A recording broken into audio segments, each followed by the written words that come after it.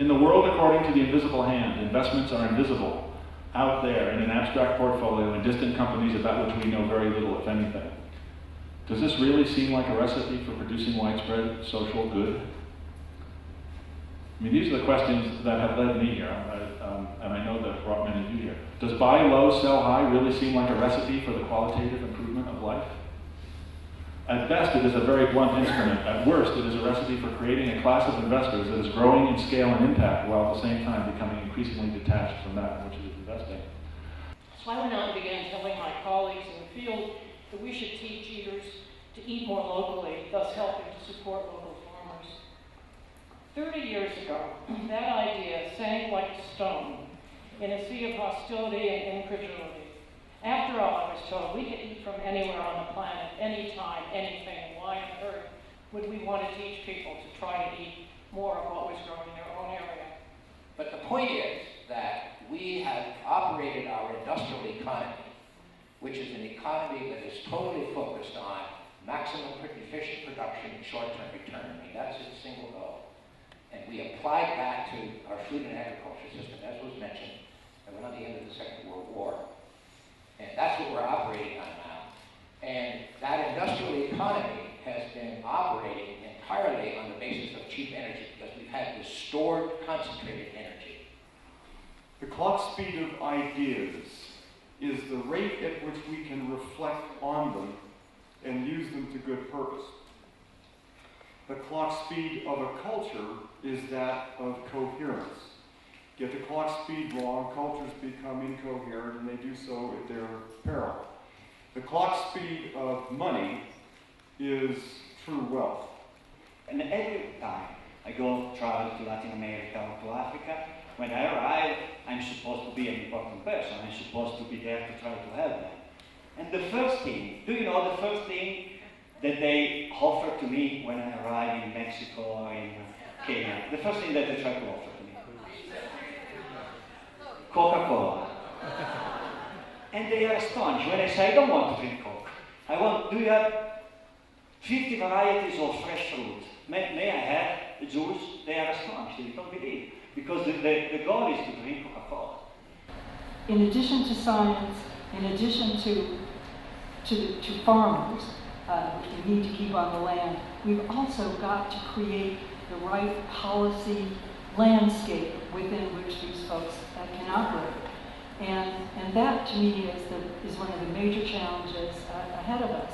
We have more corn than we know what to do with, because we basically pay people to grow corn, whether they need it or not.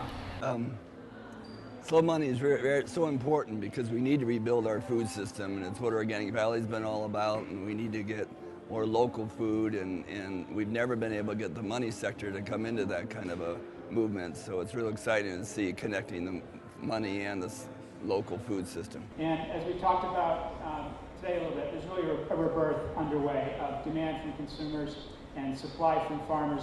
But the pieces in the middle, the slaughter facilities, the further production facilities, which is what we do, many of them have gone away over that 50 years, and it's a real challenge to bring them back. You say you want a revolution. Well, you know, we want to do nothing less than change the world one grocery order at a time. We're Small Potatoes Urban Delivery, or SPUD for short, North America's greenest grocer.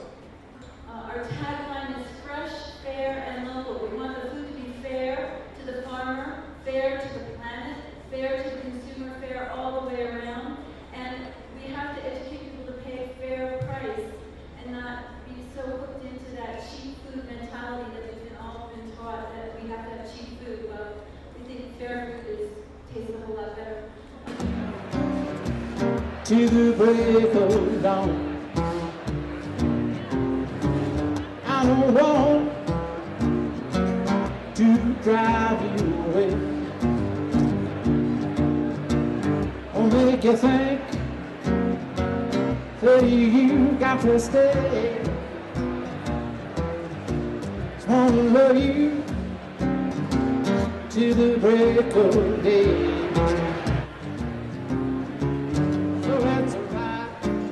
But that spirit, the spirit of questioning the relationship of business and profit making and economic growth and consumerism, all those things, fundamentally questioning it, not just accepting it as axiomatic that if we just continue growing and making as much money as we can, somehow that kind of rising tide will carry all ships. Questioning that, is that the root of slow money?